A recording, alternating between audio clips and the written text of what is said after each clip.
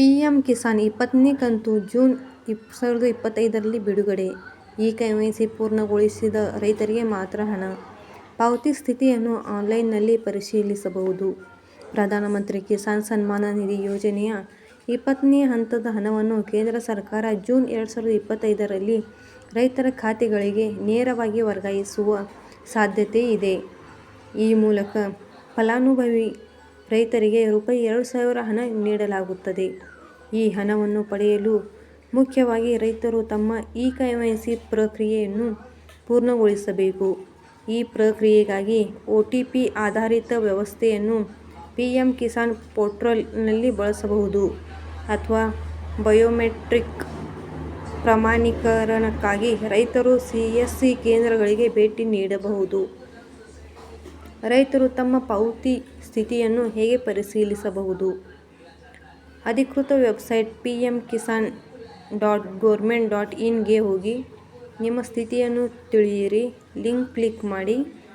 ನಿಮ್ಮ ರಿಜಿಸ್ಟ್ರೇಷನ್ ಸಂಖ್ಯೆ type enter ಮಾಡಿ. ನಂತರ ಗೆಟ್ ಡಾಟಾ ಆಯ್ಕೆ ಮಾಡಿದರೆ ಸ್ಥಿತಿಯ ಮಾಹಿತಿ ಲಭ್ಯ. ಅಷ್ಟೇ ಅಲ್ಲದೆ ಪಟ್ಟಿಯಲ್ಲಿ ನಿಮ್ಮ ಹೆಸರಿದೆ ಎಂಬುದನ್ನು ಪರಿಶೀಲಿಸಬಹುದು. ರಾಜ್ಯ, ಜಿಲ್ಲೆ, ಹೋಬಳಿ, ಗ್ರಾಮ ಆಯ್ಕೆ ಮಾಡಿ ಗೆಟ್ ರಿಪೋರ್ಟ್ ಕ್ಲಿಕ್ ಮಾಡಿದರೆ ಪಟ್ಟಿ ಲಭ್ಯವಾಗುತ್ತದೆ. ಈ ಪಟ್ಟಿ ನೋಡಿದರೆ ನಿಮ್ಮ ಅರ್ಜಿ ಸ್ಥಿತಿಯ ಬಗ್ಗೆ ಸ್ಪಷ್ಟತೆ ನೀಡುತ್ತದೆ.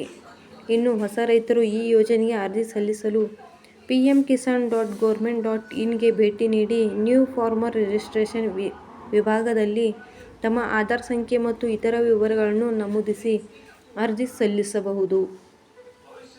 ಅರ್ಹತೆಯ ಭಾಗವಾಗಿ ರೈತರು ಸಣ್ಣ ಅಥವಾ ಅತಿ ಸಣ್ಣ ರೈತರಾಗಿರಬೇಕು ಹಾಗೂ ತಮ್ಮ ಹೆಸರಿನಲ್ಲಿ ಕೃಷಿ ಭೂಮಿ ಇರಬೇಕಾಗುತ್ತದೆ.